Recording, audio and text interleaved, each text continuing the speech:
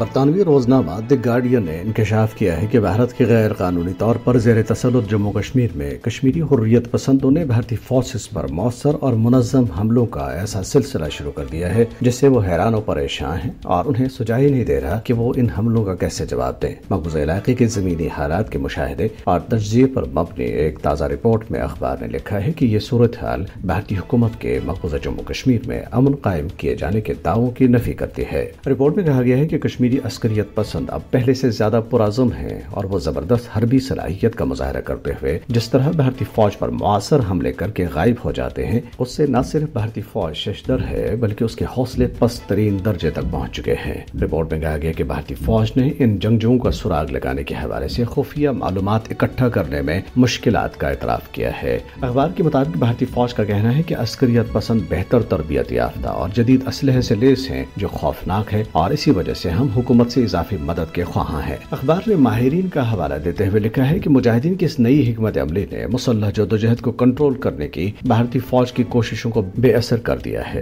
Report کے مطابق 2020 سے لے کر اب تک تقریباً 200 بھارتی فورسز اہلکار ہلاک ہو چکے ہیں۔ دی گارڈین کے مطابق مقبوضہ علاقے میں دہائیوں کی مسلح مزاحمتی تاریخ میں یہ حملے تکنیکی اعتبار سے ایڈوانسڈ اور بھارتی فوج کے لیے سب سے زیادہ تشویشناک ہیں۔ مجاہدین اعلیٰ تربیت یافتہ ہیں اور وہ ڈرون اور رابطوں کے لیے چینی اپلیکیشنز کے علاوہ جدید ہتھیاروں اور ہائی ٹیک آلات کا استعمال کر رہے ہیں اور خود بھارتی فوج بھی انہیں انتہائی تربیت یافتہ اور بے مثال قرار دے رہی ہے۔ اخبار لکھتا ہے کہ ان مؤثر حملوں کی تازہ ترین لہر کا تعلق مودی حکومت کے 2019 میں مقبوضہ علاقے کی خصوصی حیثیت کو ختم کیے جانے کے فیصلے سے ہے۔ رپورٹ میں بھارتی حکومت کے ان دعووں کی تردید کی گئی ہے کہ اگست 2019 میں مودی حکومت کی طرف سے مقبوضہ جموں کشمیر کی خصوصی حیثیت کی منسوخی کے بعد علاقے میں زندگی معمول پر آ گئی ہے، بلکہ اخبار لکھتا ہے کہ مسلح مزاحمت کا یہ سلسلہ نئے علاقوں تک پھیل گیا ہے جن میں جموں کا ہندو اکثریتی علاقہ بھی شامل ہے جو پہلے نسبتاً پرامن تھا۔ رپورٹ میں کہا گیا ہے کہ جموں کے علاقے میں شورش اس قدر زور پکڑ گئی ہے کہ بھارتی حکومت وہاں ایک متنازع مقامی سویلین ملیشیا بحال کرتے ہوئے اسے خودکار اور نیم خودکار اسلحے سے لیس کر رہی ہے۔ دریاسنا ضلع راجوری میں ایک حملے میں بھارتی فوج کا ایک اہلکار شدید زخمی ہو گیا۔